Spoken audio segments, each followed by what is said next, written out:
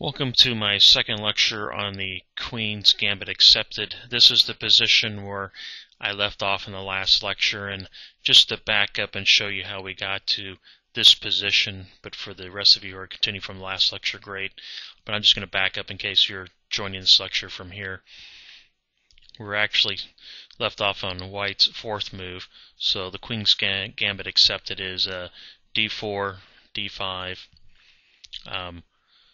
c4, and then black takes the pawn, and then white plays knight f3, and then black plays knight f6, and then white plays e3. This is where we left off. In the last lecture I also covered some basics of the Queen's Gambit.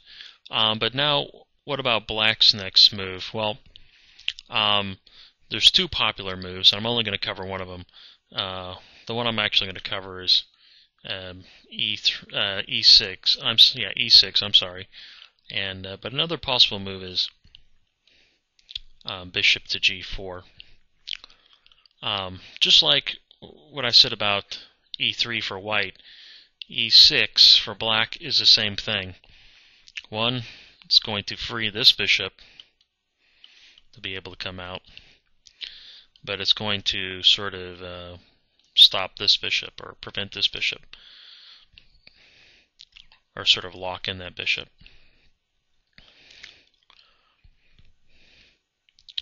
So now what? Well, actually maybe I could say the other move, the other common move I really back up is, someone could say, hold on Ken, let's back up a move. White is threatening to capture this pawn, and I want to protect it by playing b5. So let's look at that just real quick. So b5, and as I covered in a previous lecture, how white gets its pawn back is essentially by playing a4 and b3. So then white plays a4. The only way to try to save your pawn as black is to play c6. I think in my last lecture I said play b3. You can play b3, or you can play a takes b5, and then black has to play c takes b5, and then you play b3. It's the same thing. And now actually black cannot hold on to its pawn. And probably the best move for black is actually to play e6, is right where we left off that I was talking about. And now play would just continue. You know, white takes c4, black takes on c4, and then the bishop takes. Okay, so let's just back up. That was for those who are interested, saying, hey, I want to try to hold on to that pawn. Well, white's going to get his pawn back.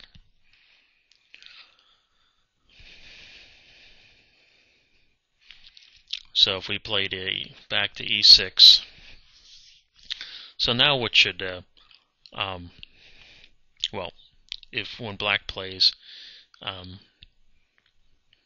e6, white just recaptures its pawn. And now black is going to strike at the center with c5. You know, it wants to also fulfill the opening goals of control the center, develop your pieces, and castle. And that's what it's doing with c5. It's actually attacking the center. So it's attacking this d4 square with the pawn. And just note, if white doesn't really want to take this pawn, because if it did, black would then just play queen takes, queen, and then white would be forced to recapture with the king, and now the king loses its right to castle, and it's in the center, and there's going to be, because after the king takes the queen, this bishop will probably take, you know, this pawn, and now the king will be effectively in the center on two open files where black can just attack it. So not a good idea. So white is not going to take.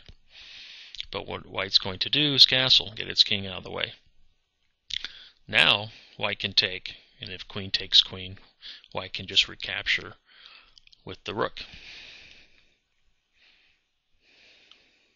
So now it's black's move, and what is black to do? If it takes this pawn, white's just going to recapture. But what it wants to do is it really wants to free this bishop here. So one plan for black is to play a6 and then b5 and then put its bishop here. That's its plan. So that's what black's going to do. It's going to try to free this bishop. So black plays a6, and now white also has sort of two choices for its plan. It now knows that b5 is coming, and in some lines white is going to play a4 to prevent b5, and sometimes it's just going to allow black to play it, and then it's going to move its bishop. And that's well, let's see what happens when we play a4. Then we'll back up to the other alternative if we have time. So let's say we play a4.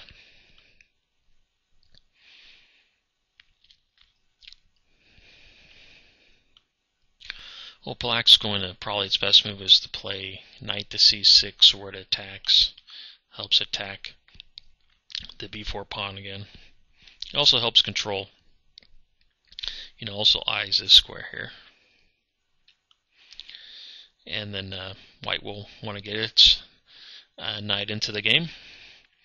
This prevents now this knight sort of hits these two squares, and now black cannot actually bring its knight to e4 if it really wanted to. Black plays bishop e7, getting the bishop out of the way to let the king castle. Putting the bishop here is not recommended because the queen still wants the eye down, down and attack this pawn. It would just end up blocking it. White plays queen to e2, basically getting out of the way of the rook. The rook is going to eventually plans to play here, where it's sort of just going to shoot down here. If you don't know, the reason why is that this line right here, these two lines actually are probably going to become open.